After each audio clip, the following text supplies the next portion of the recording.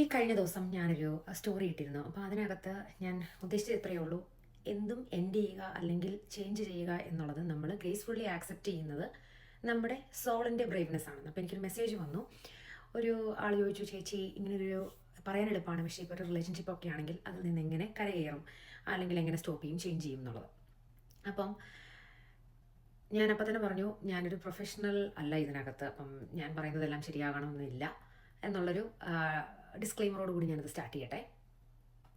ഇത് ആണുങ്ങളെയോ പെണ്ണുങ്ങളെയോ ഉദ്ദേശിച്ചല്ല ഞാൻ പറയുന്നത്, ഞാൻ പൊതുവായിട്ടാണ് പറയുന്നത്. നമ്മൾ റിലേഷൻഷിപ്പ് തുടങ്ങുമ്പോൾ അതിനകത്ത് രണ്ടുപേർക്ക് ഒരേ ഇൻറ്റൻസിറ്റിയിലാണ് പ്രണയം എന്ന് നമുക്ക് പറയാൻ പറ്റില്ല.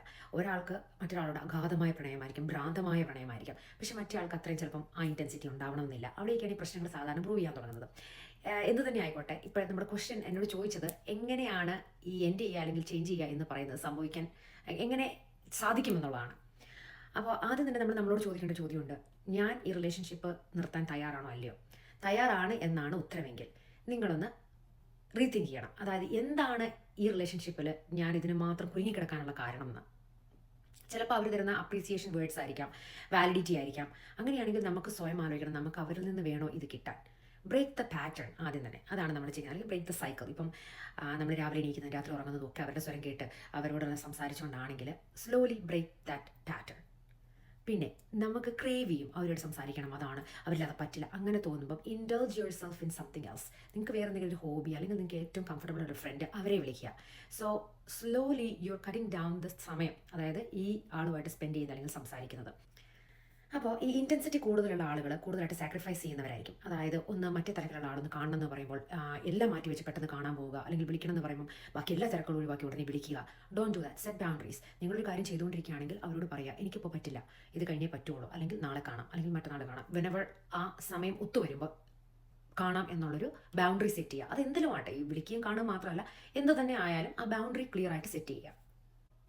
ഒരു തരത്തിലും പിന്മാറാൻ പറ്റാത്ത തരം നിങ്ങളിതിൽ കുരുങ്ങിക്കിടക്കുകയാണെങ്കിൽ ആസ്ക് ഫോർ ഹെൽപ്പ്, അല്ലെങ്കിൽ ഗെറ്റ് ഹെൽപ്പ്. തെറാപ്പിസ്റ്റോ കൗൺസിലേഴ്സോ ആരുടെയെങ്കിലും അടുത്ത് പോയിട്ട് യു സീക്ക് ഹെൽപ്പ്. ഇനി last but not least, very important ആയിട്ടുള്ളൊരു കാര്യമാണ് സെൽഫ് ലവ്.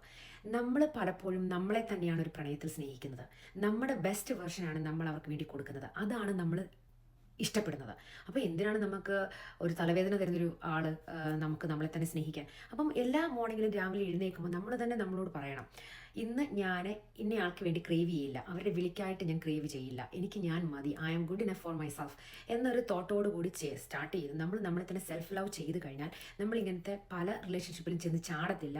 നമുക്ക് അതുപോലെ തന്നെ ചിന്തിച്ച് തീരുമാനങ്ങൾ എടുക്കാനുള്ളൊരു മാനസിക അവസ്ഥ നമുക്കുണ്ടാകും. ഞാൻ ഉൾപ്പെടുന്ന എല്ലാവർക്കും വേണ്ടിയിട്ടാണ് ഞാൻ ഈ പറയുന്നത്. Love is blind. നമ്മൾ അറിയാതെയാണ് ചെന്ന് പെടുന്നത്. പിന്നെ ആ കുരുക്കിൽ നിന്ന് എണീറ്റ് വരാനായിട്ട് വല്ലാത്ത പാടുപെടും. അപ്പം അതുകൊണ്ട് think before you act or make A decision. I know it's not easy, പക്ഷേ this is how or what you can do. Until we see you next time, it's love from me to you. Thank you. Bye-bye.